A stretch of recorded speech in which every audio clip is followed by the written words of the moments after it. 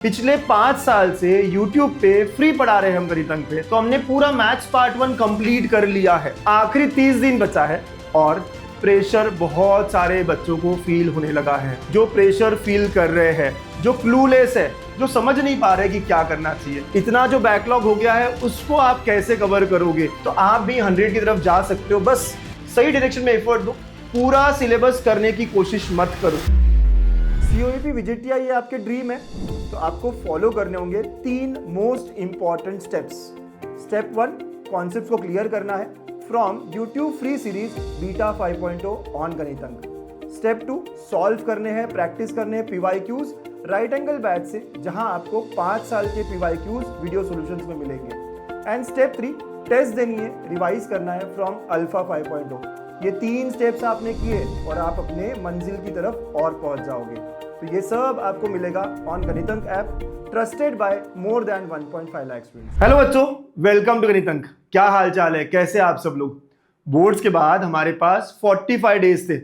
हमने बहुत जोरों शोरों से अपनी जर्नी MHT CT प्रिपरेशन की शुरू कर दी थी और आपने क्या बढ़िया रिस्पॉन्स दिया है। पिछले 5 साल से YouTube पे फ्री पढ़ा रहे हैं हम गणितंक पे, और इस साल तो पूरा PCM बीटा 5.0 में हम कवर कर रहे हैं। और कितना ह्यूज रिस्पॉन्स, कितने सारे बच्चे हमसे जुड़े हुए हैं। आप देखिए, मैथमेटिकल लॉजिक 1.5 लाख से ज्यादा बच्चों ने देखा है। इवन फिजिक्स का रोटेशनल डायनामिक्स 70,000 से ज्यादा, सॉलिड स्टेट 60,000 से ज्यादा, मैट्रिसेस 1 लाख से ज्यादा।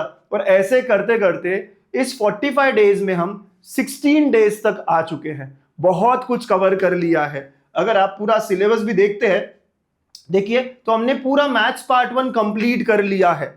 अब मैथ्स में पूरे मैथ्स पार्ट 1 के चैप्टर्स हो गए, साथ साथ में 11th के भी 4 चैप्टर कवर किए हैं। केमिस्ट्री में सॉलिड स्टेट सॉल्यूशन मतलब पूरा की पूरा फिजिकल केमिस्ट्री हो गया है।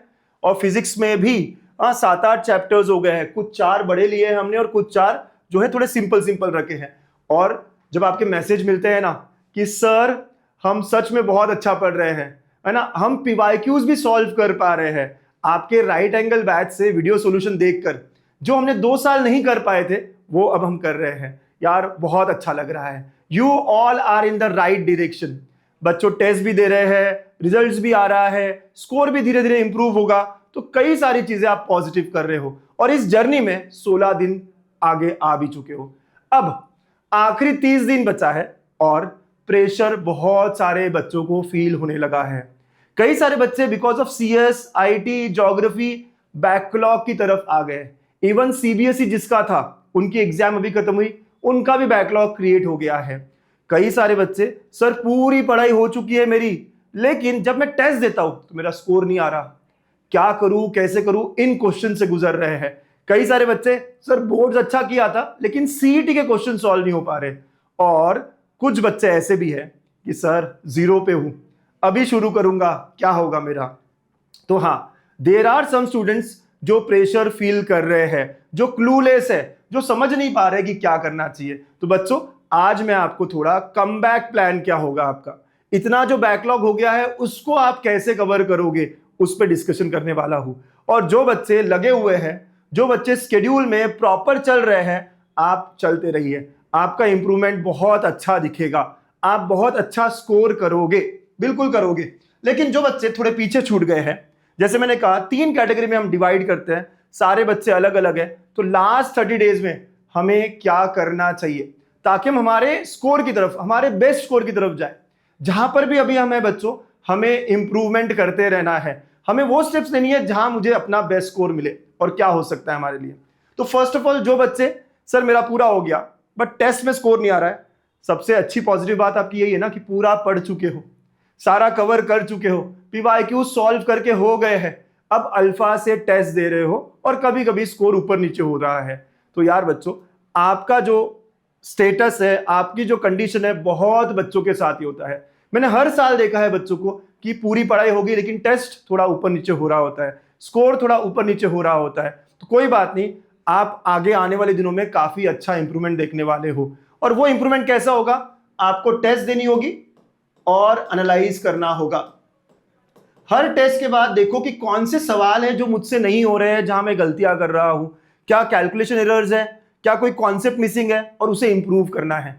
ऐसे करते करते जब आप इस लूप में आ जाओगे ना कि मैंने टेस्ट दिया, एनालाइज करा, टेस्ट दिया, एनालाइज करा, आप बहुत बढ़िया इंप्रूवमेंट देखोगे आफ्टर 7-8 टेस्ट। 10 टेस्ट के बाद आप अपने बहुत अच्छे पीक स्कोर की तरफ दिखते जाओगे। आप बस करते रहिए, आपको पता ही नहीं चलेगा कि कब मेरा स्कोर 130, 140, 150 के अराउंड जा रहा है। राइट, बहुत सही स्टेटस पे हो आप, बहुत सही स्टेज पे हो आप कि आपकी पूरी पढ़ाई हो चुकी है। ठीक है, अब वो बच्चे सेकंड कैटेगरी वाले या थर्ड कैटेगरी वाले, सर हमारा ना बोर्ड्स अच्छा हुआ था या मेरा कुछ नहीं हुआ है, आपको पहला सजेशन मेरा ये है कि आप फुल सिलेबस करने के पीछे मत भागो। जो कहते हैं ना बैकलॉग है, बैकलॉग है, बैकलॉग है, मेरे प्यारे प्यारे बच्चों, पूरा सिलेबस करना ही नहीं है तो बैकलॉग वगैरह का कोई चक्कर ही नहीं है। सर बोर्ड्स बहुत स्ट्रांग था लेकिन सीट के सवाल नहीं हो रहे मुझसे। बोर्ड्स कौन से चैप्टर्स बहुत स्ट्रांग थे, बोर्ड्स में क्या तुम्हें बहुत पसंद था, वो चैप्टर्स लिस्ट डाउन करो और सारे के सारे सब्जेक्ट्स को बैलेंस करने की कोशिश मत करो। आप जानते हो ना कि सीट में मैथ्स 100 मार्क का है, मैक्सिमम मार्क्स आपको मैथ्स से ही लाने हैं।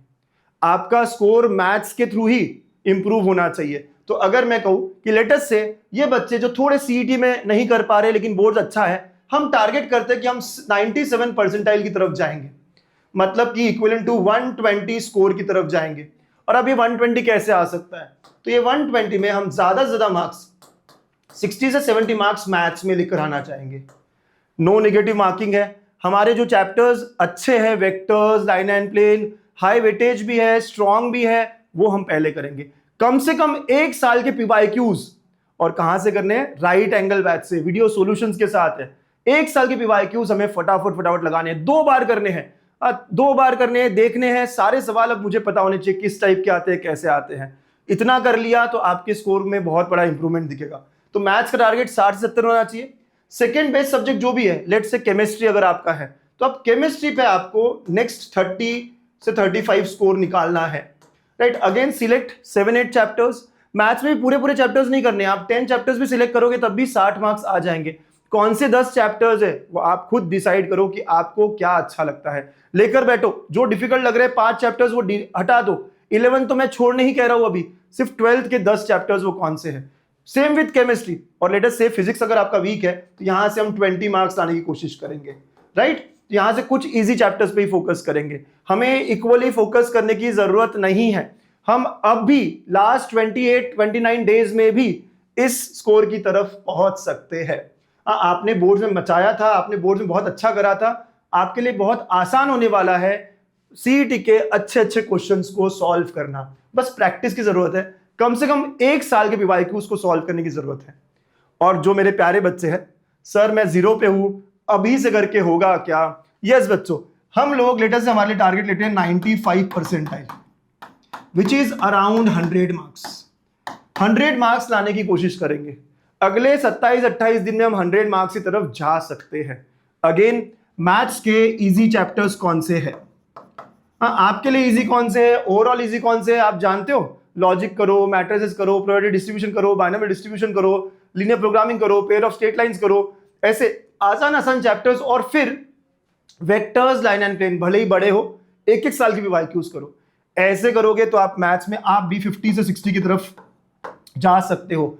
मैथ्स में ही हमें ज्यादा स्कोर करना है बच्चों। फिजिक्स केमिस्ट्री में अगेन जो सेकंड बेस्ट है वहां से आप स्कोर करो, और फिर भाई थोड़े बहुत तो तुक्के भी लगेंगे ना, जो बचा हुआ पेपर है वहां से भगवान भी तो हमें कुछ देगा ना, हमारे साथ है यार भगवान जी। 1/4 प्रोबेबिलिटी से भी देखेंगे तो भी 10, 15, 20 मार्क्स तो हमें मिलेंगे ही मिलेंगे। राइट, सो आप बचे हुए 20-30 मार्क्स फिजिक्स केमिस्ट्री मिला के और बाकी बचे हुए 10-20 marks I am very sure कि हमें भगवान की तरफ से भी मिल जाएंगे। राइट, तो आप भी 100 की तरफ जा सकते हो, बस सही डायरेक्शन में एफर्ट दो। पूरा सिलेबस करने की कोशिश मत करो। अभी कुछ सिलेक्टेड चैप्टर्स, 7-8 चैप्टर्स जो आसान है फिजिक्स में, 7-8 चैप्टर्स जो आसान है केमिस्ट्री में, और 7-8 चैप्टर्स जो आसान है मैथ्स में, वो आप निकालो, ये दोनों ही दोनों, और उन्हें आप पहले करने की कोशिश करो। उनके 1-1 साल के पीवाईक्यूज करने की कोशिश करो। और हाँ, उसके बाद कम से कम पार्ट टेस्ट देना शुरू करो। पढ़ना एक चीज होता है और टेस्ट देना दूसरी चीज होती है। तो टेस्ट देना जरूरी है, अदरवाइज स्कोर इंप्रूवमेंट दिखेगा नहीं। राइट, तो पार्ट टेस्ट दो, आगे जाके फिर धीरे धीरे हम फुल टेस्ट भी देंगे। पता करो कि थोड़े थोड़े चैप्टर्स में मेरा स्कोर इंप्रूव हो रहा है क्या, मैं ठीक से कर रहा हूं क्या। ठीक है, तो आई एम वेरी श्योर हम सब अपना बेस्ट देंगे, बहुत सारा एफर्ट देंगे, और MST CET 2026 में अपना अच्छा स्कोर ला के दिखाएंगे। अपने अलग अलग टारगेट्स पे 95, 97, 99 हम पहुंच के दिखाएंगे। ऑल द बेस्ट बच्चा लोग। गणितंक और अंकुश सर हमेशा आपके साथ।